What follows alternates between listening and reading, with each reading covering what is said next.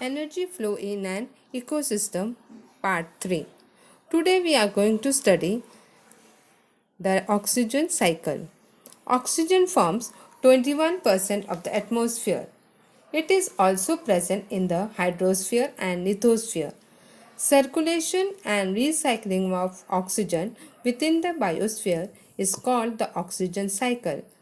This cycle too includes both the biotic and abiotic components. Oxygen is continuously produced as well as used up in the atmosphere. The cycling of oxygen between the biotic and abiotic components of the environment, which you can see in the figure. The oxygen cycle is closely linked to the carbon cycle and the water cycle. Now, if you see in the picture, in the process of respiration, oxygen is taken in by living organisms and released into the atmosphere, combined with carbon in the form of carbon dioxide. Carbon dioxide enters the carbon cycle or is taken up by the plants for photosynthesis. During photosynthesis, oxygen is evolved by the chemical splitting of water and returned to the atmosphere. In the upper atmosphere, ozone is formed from oxygen and dissociates to release oxygen. Oxygen is highly reactive and it really readily reacts with other elements and compounds. As oxygen is found in various forms like molecular oxygen, water, carbon dioxide, inorganic compounds, etc. The oxygen cycle of the biosphere is extremely complex. Oxygen is released in the process of photosynthesis, whereas it is used up in process like respiration, combustion, decomposition, corrosion, rusting, etc. The oxygen cycle is a global cycle of oxygen circulation between living organisms and the living non-living environment. Microorganisms are an important facet of the cycle.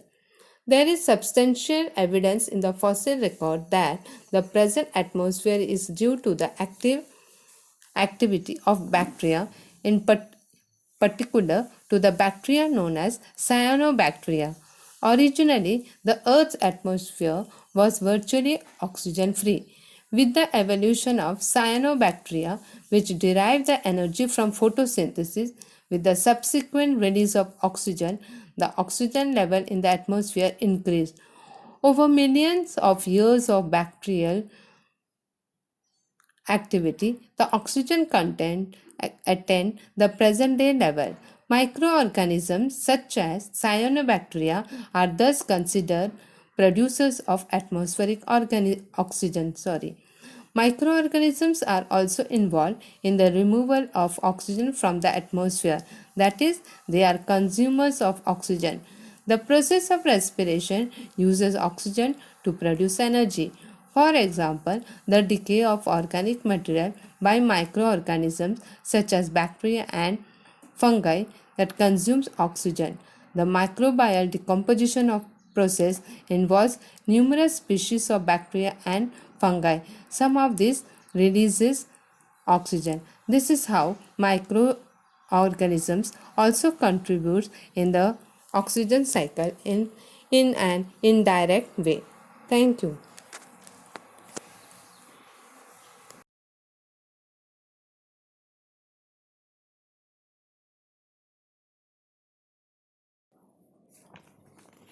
Now we are going to see the next cycle, the nitrogen cycle.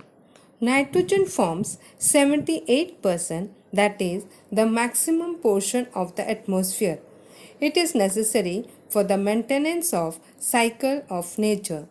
The circulation and recycling of nitrogen gas into the form of different compounds through various biotic and abiotic processes in nature is called the nitrogen cycle.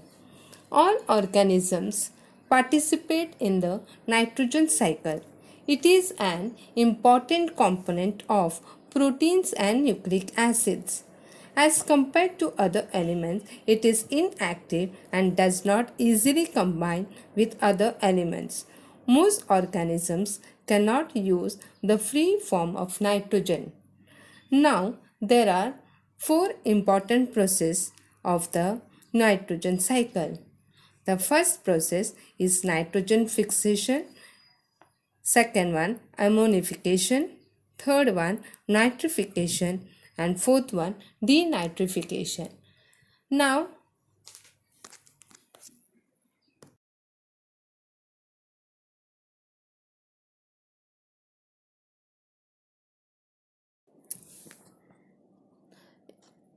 in this slide, you can see the picture of the nitrogen cycle. Now we shall see in detail each processes of the nitrogen cycle. Nitrogen cycle, circulation of nitrogen in various forms through nature. Nitrogen is a component of proteins and nucleic acids, which is essential to life on Earth, that we have already seen in the previous slide. Although 78% by volume of the atmosphere is nitrogen gas, this abundant reservoir exists in a form unusable by most organisms. Through a series of microbial transformations, however, nitrogen is made available to plants, which in turn ultimately sustain all animal life. The steps, which are not altogether sequential, fall into the following classifications: nitrogen fixation, nitrogen assimilation, ammonification, nitrification, and denitrification. Nitrogen fixation, in which nitrogen gas is converted into inorganic nitrogen compound, is mostly 90% accomplished by certain bacteria and blue-green algae. A much smaller amount of free nitrogen is fixed by abiotic means, that is, either by lightning, ultraviolet radiations, or electrical equipment, and by conversion to ammonia through the Haber-Bosch process. Nitrates and ammonia resulting from nitrogen fixation are assimilated into the specific tissue compounds of algae and higher plants. Animals then ingest these algae and plants, converting them into their own body compounds. The remains of all living things and the waste products are decomposed by microorganisms. In the process of ammonification, which yield ammonia and ammonium under anaerobic condition or oxygen-free conditions, foul-smelling putreficative products may appear, but they too are converted to ammonia in time. Ammonia can leave the soil or be converted into other nitrogen compounds, depending in part on soil conditions. Nitrification, a process carried out by nitrifying bacteria, transforms soil ammonia into nitrates, which plants can incorporate into their own tissues.